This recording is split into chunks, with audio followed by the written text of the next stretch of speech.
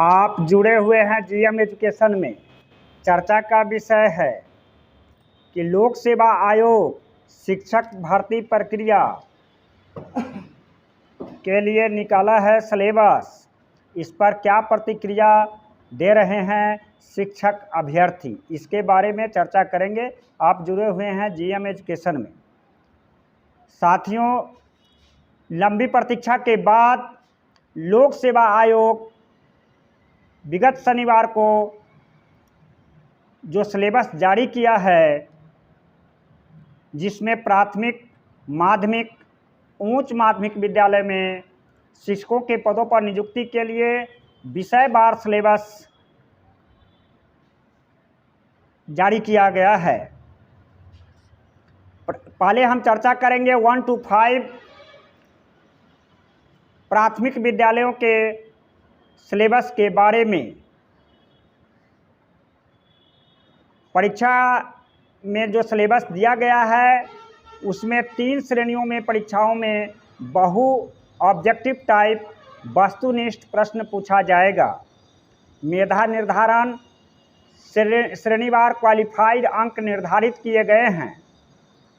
Qualified से कम अंक प्राप्त करने की स्थिति में अभ्यर्थी को प्रतियोगिता परीक्षा से होना पड़ेगा बाहर।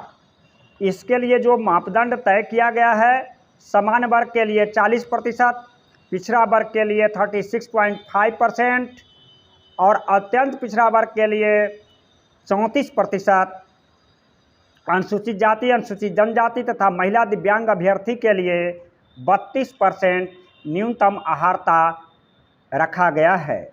यह जो मेधा अंक जो स्कोर करना है, सरकार नरमी दिल दिखाया है, खास करके महिला अभ्यर्थी के बारे में।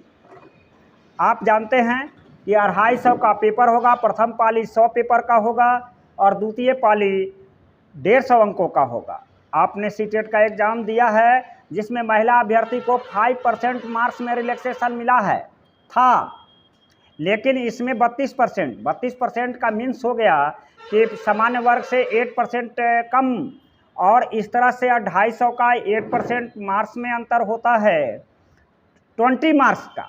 अर्थात कि सामान्य वर्ग के पुरुष जो 40% स्कोर लाना है, कम से कम 100 अंक लाना है, और महिला अभ्यर्थी किसी भी वर्ग के लिए 32% स्कोर लाना है। 32% का मीन्स होता है 250 का 80 नंबर लाना है। इस तरह से 20 अंक अंतर कम आने के बाद भी महिला अभ्यर्थी होंगे प्रतियोगिता परीक्षा का अभ्यर्थी।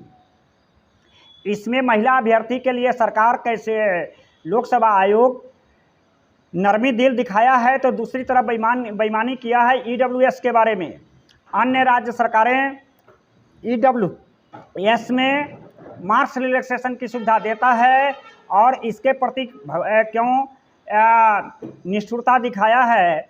लोक सेवा आयोग जो सिलेबस जारी किया है उसमें ईडब्ल्यूएस के जो मार्क्स रिलैक्सेशन की चर्चाएं चल रही थी, वह नरमी दिल नहीं दिखा पाया ईडब्ल्यूएस के अभ्यर्थी के बारे में। आगे हम बात बढ़ाते हैं। आगे हम चर्चा करेंगे कि पहली पाली में फर्स्ट पेपर में जो 100 नंबर का प्रश्न होगा उसमें 2 है।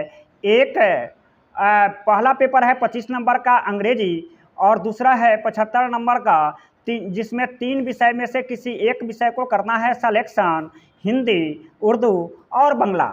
इसमें भी भिन्नता है। आप देखिएगा कि माध्यमिक और उच्चतर माध्यमिक में जो अतिरिक्त विषय में, तीनों विषय में अलग अलग विषय में, जैसे संस्कृत को भोजपुरी, अरबी भाषा, फारसी की प्राथमिकता दिया गया है भाषा सिलेक्शन में, लेकिन यहाँ पर 3 ही विषय को रखा गया है, केवल उर्दू, बांग्ला और हिंदी। जबकि पिछला जो सीटेट का एग्ज़ाम हुआ था उसमें संस्कृत को भी दिया गया था, और संस्कृत में मार्क्स आया था लोगों का, अभ्यर्थी का। बहुत सारे सीटेट अभ्यर्थी हैं जो लैंग्वेज के रूप में संस्कृत लिए थे, उस भाषा को वंचित किया गया है। लोक सेवा आयोग से जो सिलेबस जारी किया गया है, संस्कृत भाषा के साथ दुश्मनी क्यों? संस्कृत सवाल यह होता है, जीएम एजुकेशन आगाह करता है लोक सेवा आयोग या जीएम एजुकेशन चैनल से जुड़े हुए शिक्षा प्रेमियों के साथ कि भाषा के सिलेक्शन में संस्कृत भाषा के साथ बेईमानी क्यों? जब सीटीईटी में संस्कृत भाषा को सिलेक्शन किया गया था तो हम लोगों का मत है, अभ्यर्थियों का मांग है कि प्रथम भाषा में उर्दू, बंगला और हिंदी के साथ साथ ऑप्शनल में संस्कृत भाषा का भी शामिल किया जाता तो बेहतर होता। इस तरह से बात आगे बढ़ाते हैं कि यह है भाषा का खेल। आगे हम बढ़ते जाते हैं कि दूसरे पेपर, प्रथम पाली 100 पेपर का होगा, दूसरी पाली 150 पेपर का होगा। 150 में टोटल जो अभ्यर्थी का स्कोर करना है मैक्सिमम टू मिनिमम, मीन्स की सामान्य वर्ग के लिए 40% लाना है। 250 में 100 नंबर, और महिला अभ्यर्थी दिव्यांग जिसे लाना है 32%, वह 100 में 80 नंबर ला करके बन सकेंगे शिक्षक। यह जो नियमावली या शिक्षक जो सिलेबस है, आपने देखा कहाँ गया चित्तरंजन गगन जी का बयान, कहाँ गया शिक्षा मंत्री डॉक्टर चंद्रशेखर जी का बयान कि बनेगा नियमावली, ऐसा जो डिफिशिएंसी ऑफ रिमूवल होगा और कोई प्रॉब्लम नहीं होगा। मैं समझता हूँ कि यह सही में बीपीएससी के जो चेयरमैन कहे थे कि परीक्षा की प्रणाली काफ़ी डेप्थ होगा और पास वही करेगा जो डेप्थ नॉलेज रखेगा।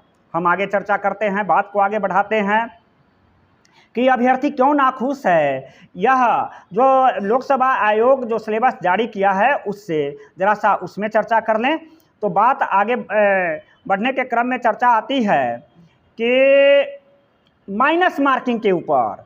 माइनस मार्किंग जो अगर विद्यार्थी बनाते हैं और गलत क्वेश्चन में टच करते हैं, गलत होता है तो उसमें कटेगा नंबर। अब कितना नंबर कटेगा आयोग के द्वारा तो अभी निर्देशित नहीं है, किंवदंती चर्चा है कि 0.25 मार्क्स कटेंगे और अलग है, अभी इसकी कोई औपचारिक पुष्टि है। कोई कितना मार्क्स कटेगा, केवल निगेटिव मार्क्स से होगा। पहले जो बातें आ रही थी कि कोई निगेटिव मार्क्स नहीं होगा और खुले रूप से विद्यार्थी देंगे सभी का जवाब, लेकिन यह भी आशा के अनुरूप नहीं हुआ सिलेबस। अब यह बात आती है कि भाषा लैंग्वेज में जो अंग्रेजी और हिंदी या भाषा का सिलेक्शन करना है उर्दू में, बंगला में, उसमें पैडागोजी से नहीं रखा गया है क्वेश्चन। यह भी अभ्यर्थियों के लिए कठिन डगर होगा जिस पर चलना और पास करना। आगे बात बढ़ती है कि क्या यह सिलेबस से आप लोग संतुष्ट हैं। जब से सिलेबस जारी हुआ रात से लगातार फ़ोन आते आ रहा है और इसका जवाब देना मुश्किल है। अभ्यर्थी का चिंता इतना है कि अभ्यर्थी सिलेबस के बारे में सोच रहे हैं कोर्ट जाना।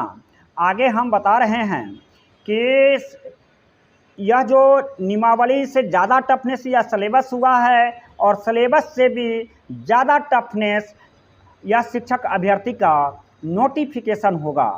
यह इससे बचने के लिए आंदोलन के आपने विभिन्न रास्ता अख्तियार किया है।